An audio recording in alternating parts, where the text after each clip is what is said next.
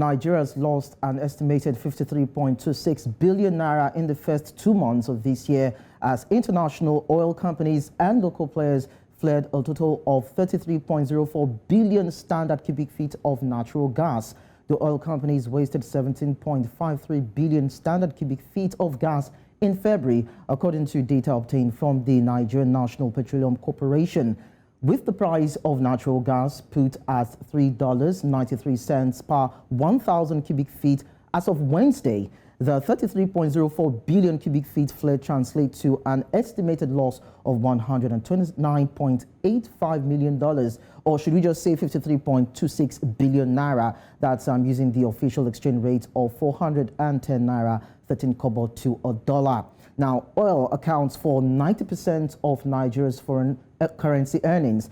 Compounding this lack of diversity in revenue sources is the suboptimal utilization of gas, resulting in significant gas flaring and value destruction to the nation. According to Nigeria's Minister of State for Petroleum Resources, Timipre Silva, approximately 90.9 billion cubic feet of natural gas valued at $230 million was lost to gas flaring in the first 5 months of the year 2020, although an 8% reduction in gas flaring was recorded in 2021. The increasing importance of gas as a lower carbon energy source presents a new reality for all players. I am Likon Onobanjo. Welcome. This is Business Edge.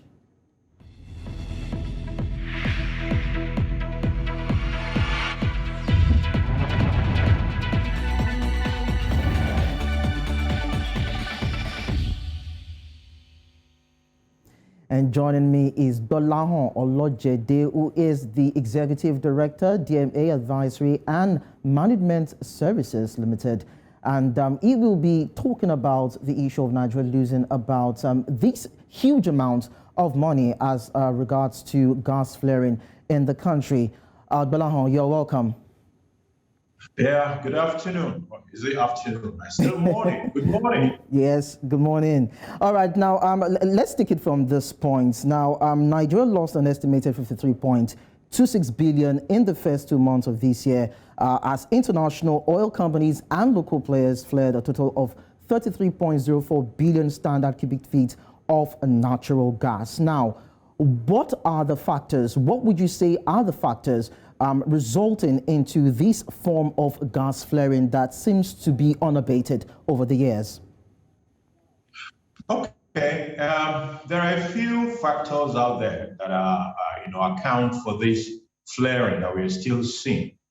Number one, you have an infrastructure problem. From the processing infrastructure to the evacuation infrastructure.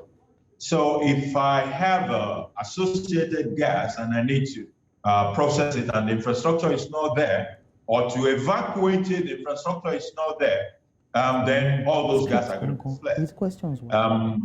One of the initiatives that the government has also done in the past, what you call the gas re-injection initiative. So you can recirculate this gas, put it back in the production cycle and use it to bring up more crude. But you see, some of the terrain where we do our production does not lend itself to re-injection. So in certain instances where you cannot do that, what do you do to the gas? You flare it. Then beyond that is the market distortion as well. Every time you see an economic item being just bombed like that, most likely it is because the mathematics, the economics does not add up. So if the economics does not add up, people would not put money into it. So if at the end of the day, instead of flaring this gas, I decide to process them, I decide to transport them, but by the time I put together all my costs to getting this product to the final consumer is not able or willing to pay the amount that will compensate me for my cost and make a little profit for me. Then what's the point? I'm just going to leave it there. So these are some of the key factors that are leading to gas flaring that we are seeing all over the place. It's not just a Nigerian event anyway. I think Nigeria is just about the seventh or eighth on the list of the major gas flaring countries across the world. Our own case is just worse because we're not even producing enough. So the question is, you're not producing enough, and then the little you have, you are flaring it. Okay, now, well, according to data obtained from the Nigerian National Petroleum Corporation, NNPC, the oil companies wasted 17.53 billion standard cubic feet as of February. And, well, one of the issues we're having is the word wasted. You've also talked about the fact that it is a worrying trend. It is worsening in Nigeria, as it were. Now, do you think it's something we should actually be worried about? Because it's somewhat of a constant, something that happens all the time now. So should we be worried about it? Should Nigerians be worried about the fact that it's a recurring decimal? We have to be concerned, especially because we have so much gas. Nigeria has about 900 times the reserves of gas, more than the oil that we have, about 900 times the oil that we have.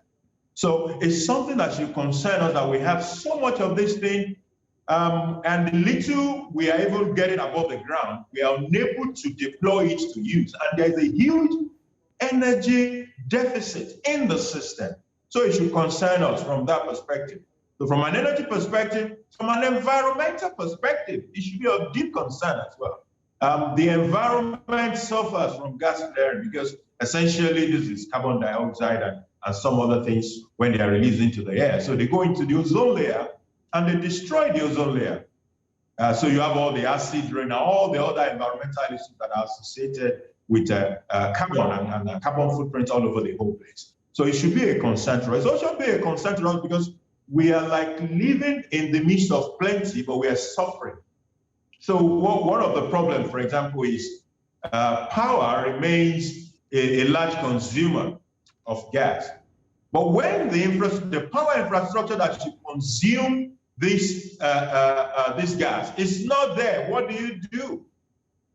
We need to be able to evacuate, to harvest and harness this gas, transport it to those stations where they're going to be used. And this station itself must be able to accommodate what we're transferring to them and be able to pay for it. So if those consumer end of things are not sorted, which is the demand side, it will remain as it is. However, we must credit the government because certain policy directions have actually improved significantly the flaring. It is not the flaring level that we had 20 years ago that we have today. It is much more reduced, but the room for improvement is still very large.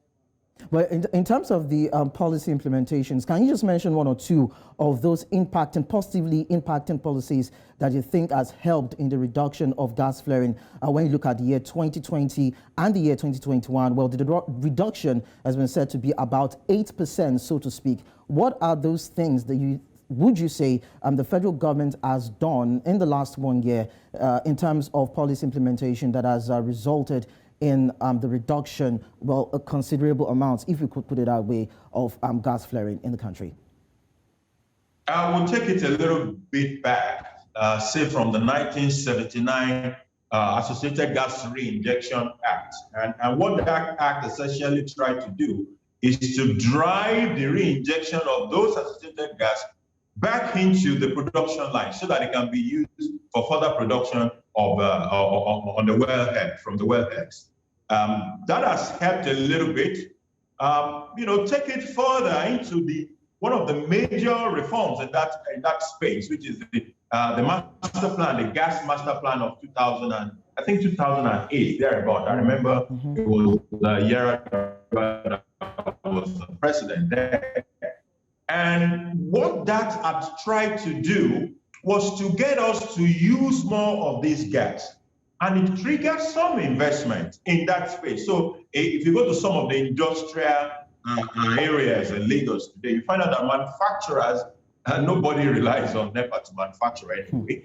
And they're also not doing diesel, they're using gas. So there has been an impetus to provide certain level of infrastructure to be able to take those gas to the manufacturers where they are, what's the name of that place towards Ogun State, where we have a lot of manufacturers. So a lot of that has happened by virtue of the encouragement policies of the federal government to create some infrastructure and create some more uses for it. We also have in 2017 the Nigerian Gas Flare Commercialization Program, which was another program aimed at ensuring that some of these gases or a chunk of these gases being flared can actually be commercialized and made useful for us. If you take a plot of a flaring from, say, year 2000 till date, you will see a dramatic reduction in gas flaring. And it is by virtue of some of those initiatives and a little bit of investment that has come into that space. I am hoping that with PIB, which we have delayed for another, how many years now? PIB was represented in 2008. Well, this is 2021. If we're able to get past the PIB, it will also further strengthen the policy initiative in that space that will encourage more investment. With more investment, we will be able to reduce gas flaring significantly. All right, let's just pause for a while, even as we go for a break. But then before we go for a break, of course, Gbolahan has talked about the fact that the federal government has done a lot in terms of policy implementation in different areas so as to ensure that gas flaring reduces, so to speak, during the course of the year. But then there are some other issues that we need to talk about. Well, he has mentioned some of the factors. And one other factor that we are yet to touch down on is the fact that some oil and gas companies say that they prefer to actually flare gas because it prevents overpressuring of industrial plants equipment. We get to understand if that is actually tenable. Is that a laudable excuse, so to speak? So let's just quickly go for this break. When we return at the other side, we get to touch down on these and all other aspects of gas flaring and what can be done, most especially by the players, even as the federal government is doing its part. What should also the major players be doing to ensure that billions of naira is not being lost as a result of gas flaring in the country? We'll be back after this break.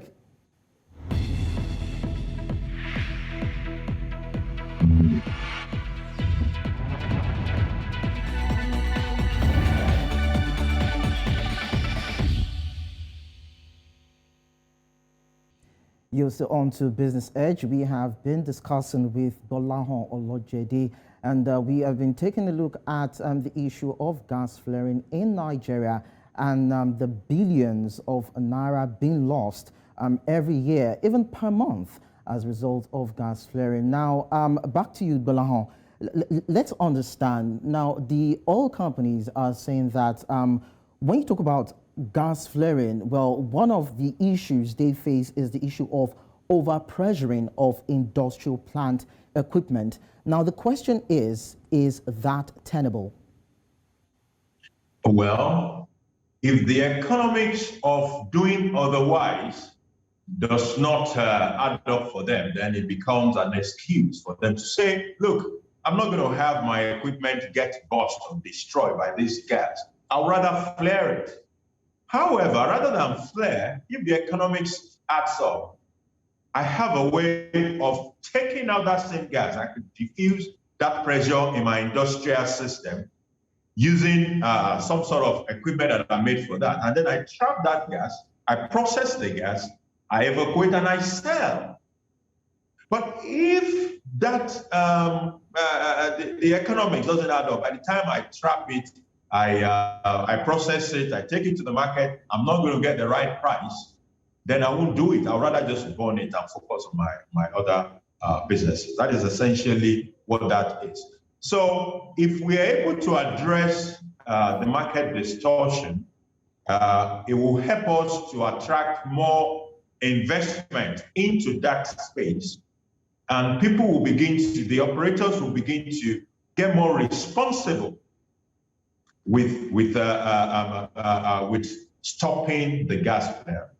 That way, instead of saying, oh, it's building pressure, therefore let's flare it, they would rather find a way to process it, to trap it, process it, and sell it, because it now becomes profitable to handle. Okay, but then let's understand. which one is actually cheaper? Because according to the revised payments regime for gas flaring, all firms producing 10,000 barrels of oil or more per day will pay $2, that is per 1,000 standard cubic feet of gas, as compared to 10 naira per 1,000 cubic feet in the past. And firms producing less than 10,000 barrels of oil per day will pay a gas flare penalty of about $0.5 thereabout. Now, this is cheaper to flare rather than refined gas. What's your take? Do you agree with that stance? It's easier to flare and pay the penalty. Those were penalties under the Nigerian gas flare commercialization programs to discourage gas flaring.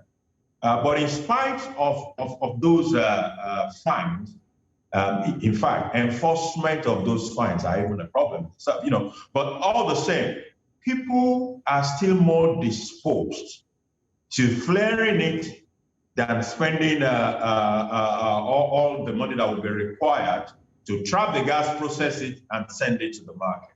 So we need to look at it in totality, starting from issues of pricing and market distortion that may exist in the system, to the issues of infrastructure that are not there. The infrastructure to move the gas is difficult. It comes at a high cost for me, and I may not be interested. I would rather just flare it. That's the reality. It's the economics of it that we need to pay more attention to. Okay, now let's be a bit realistic. You said it's cheaper to flare than to trap, but then what sort of regulations should be in place? How do you think they should manage the situation? What should the federal government do? What should the oil companies also do on their own side to ensure that gas flaring reduces compared to what we have now? Number one, on the side of the government, the regulatory regime has to be more firm. So we have to be sure that we are catching people who are running foul of the law and that we are getting them punished for it. So an effective sanction system has to be there. But sanction alone is never enough to address matters like this. We must ask that fundamental question. If this gas is profitable, why are these guys flaring it? And that is the fundamental economic question. It will lead us in the direction of what do we need to do to incentivize them, to want to process this gas and sell it. So it's a carrot and stick approach.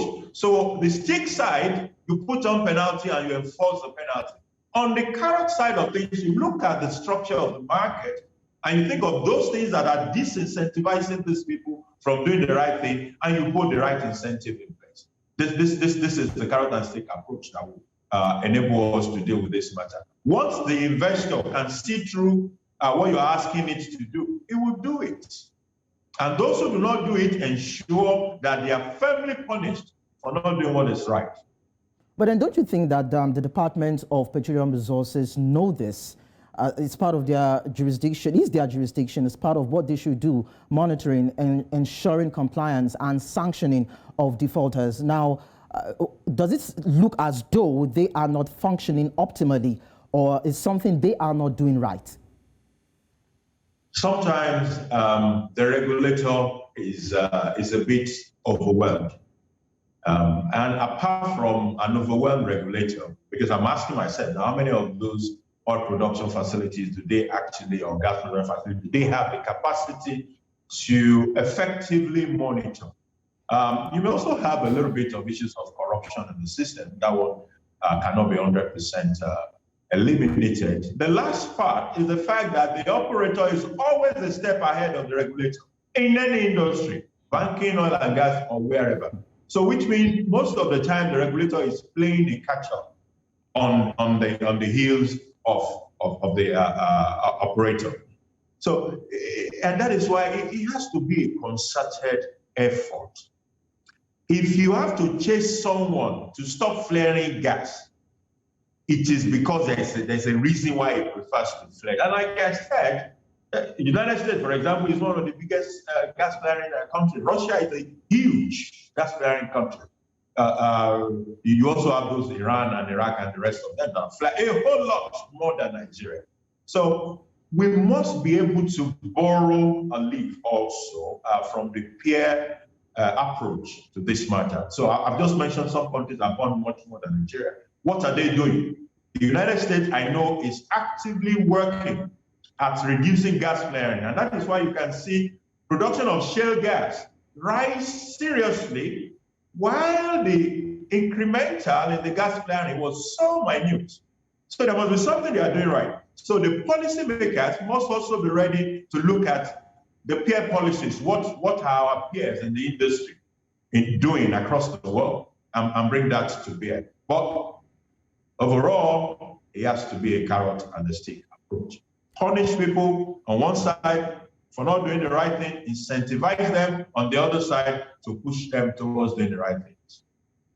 All right, thank you so much, Gbolahan, for being so resourceful on the program. It's all about carrot and stick approach. It's all about concerted effort. It's all about stamping out corruption, shoddiness, a whole lot that needs to be done. And when you talk about sanctionings too, well, those who actually flout the orders, the stipulated orders, should also be brought to book to serve as deterrent to those who are actually making a mess and making Nigeria lose a whole lot of money in terms of gas flaring. Of course, he said, Gbolahan said that, why do we need to gas flare, as it were, when there's so much money that can be made from this? It's a whole lot of issues that we need to keep talking about and we cannot exhaust. But then we must thank Gbolahan Olojede for being so wonderful on the program. Thank you so much for being a part of the program. Now, we take a break, and when we return, we will give you the NC4 to watch. Do stay with us.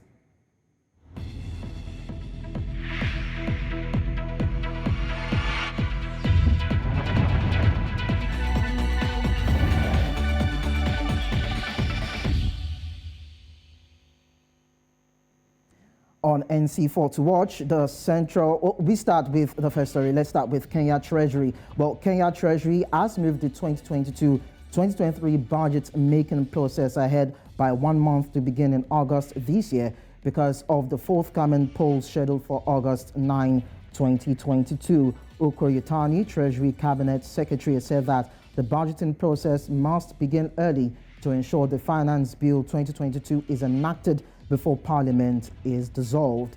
We now tell you about Central Bank of Nigeria. It has announced that it will launch the pilot scheme of its digital currency on October 1, 2021.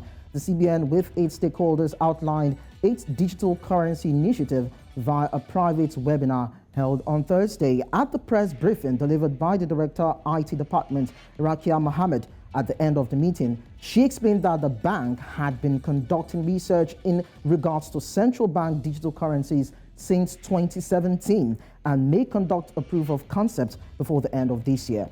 The project name is tagged Project Giant, and it will use the Hyperledger Fabric blockchain. Now, the African Development Bank Board of Directors have approved a $20 million flexible loan to finance Chelsea's government and economic reform support program. This is expected to help drive the island nation's macroeconomic stability and recovery from COVID-19 in the medium term.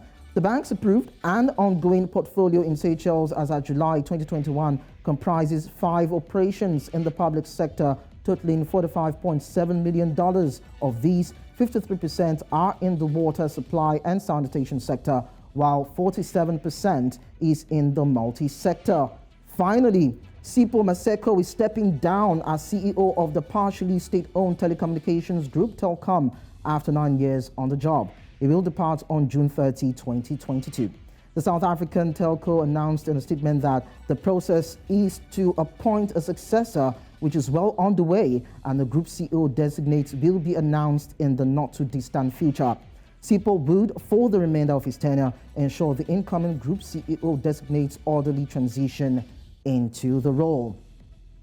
And that is the size of our package on Business Edge. It's been a wonderful time having you join us and join the conversation. You can go on all our social media platforms at News Central TV, and you can also drop a comment there. You can also watch us while downloading our mobile app on App Store and on Play Store, and be part of the conversation. We'd like to have a feedback from you, even as we continue to forge ahead on what needs to be done to improve the business economy all over Africa. My name is Lekon Obanjo.